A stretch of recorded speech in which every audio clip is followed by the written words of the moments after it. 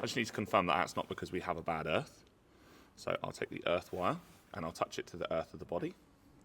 The reading hasn't changed, so we are not seeing any live supply down the live wire. This could be due to a bad fuse or a bad module. So that's next what we need to check. A simple check for this, what most people do, is use a test light. So I have already looked for a wiring diagram and a fuse layout for this car, but unfortunately, due to it being electric, we really struggled to find one.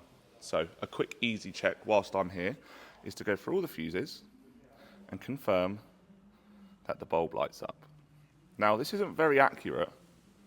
However, it is a very quick check if you don't have the accessible wiring diagram. You can see here, all these fuses are okay. I have checked every single one, and they are all fine. So where do you go from there? All your fuses are okay. You can't find a wiring diagram to find out exactly where those wires come from, and this is where most garages would send it away to the main dealer. And I can't see any problem with that. Truthfully, that's probably what we would do. However, being part of the Bosch team, we have access to their hotline, and a simple request to them for a genuine wiring diagram will give us the opportunity to confirm whether or not this is something we can fix or if it needs to go to the main dealer. So our request to the hotline for Bosch was sent, and within 2 days, they managed to get back to us with a genuine wiring diagram for an E2008. Beforehand, all we had was a wiring diagram for one with an engine, and that gave me an area where I should be checking for a relay, which this vehicle doesn't have. So where do you go? Luckily, this wiring diagram is exactly what we need for the car.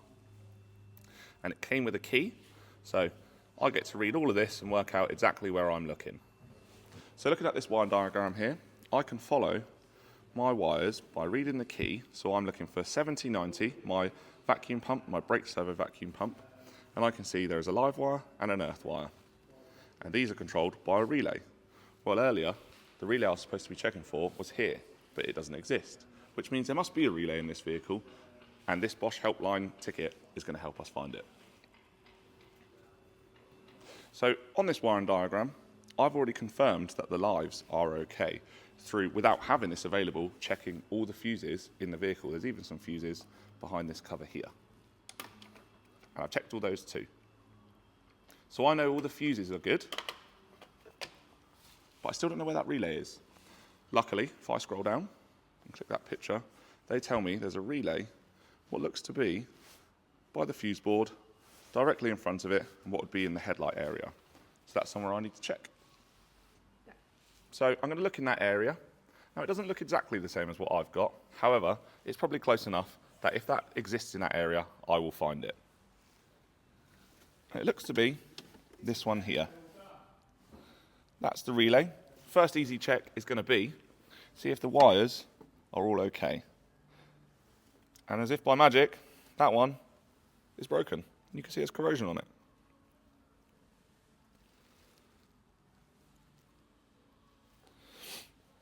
If this is the relay for the vacuum pump, that broken wire is going to stop this whole car having brakes. So what we need to do is repair the wire. So I pulled the customer's relay out, and I've confirmed there doesn't appear to be any corrosion that's made its way up the wire. Now, getting this relay plug apart was a bit difficult, so we've done it off camera, and I have actually since done the repair, but I had to pop this black cap off and get a screwdriver and pop the pin out. So the wire was broken exactly where the pin enters the relay plug, and it would appear the wire never had any insulation around it from factory. So we called up the dealer to try and get a wire, and unfortunately they don't make one. So we've had to pull the wire out of the terminal, put our own wire in. So I've done a wiring repair on that plug there, which you will be able to see just down here. So the pink wire goes into a connector, comes out, goes yellow, and I've just put a bit of sealant just on the edge of that to insulate that connection. If I now push this back together, it clicks in.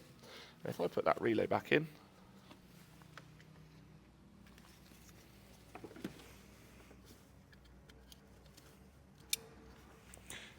if all is well and good, we will have a vacuum pump.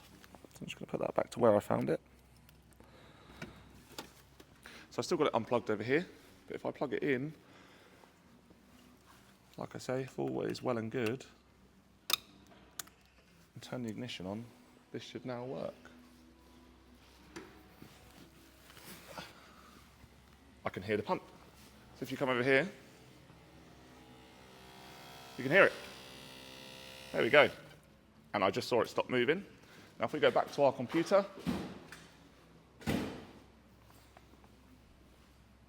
and because I've turned the ignition off, we have to go back through, but that's okay. Actual values, all values, and if it's still saved, which it is, we're still looking at the vacuum sensor in the brake booster, we're at 815 millibar. If I press this brake pedal, it will go down, and look at that, it rebuilds back up, and I can hear the pump working. This customer has now got a car with the fault rectified, and all it took was one wire. Most importantly, the fault's fixed.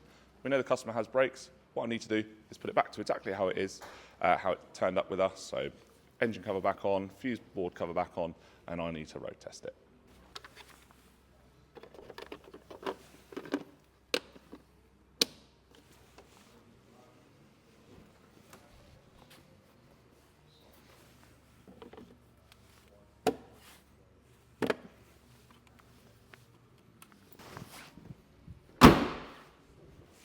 So I've cleared the fault codes, it's not come back, the brake pedal feels a lot better than it did before. All that's left is our road test. Thank you for watching.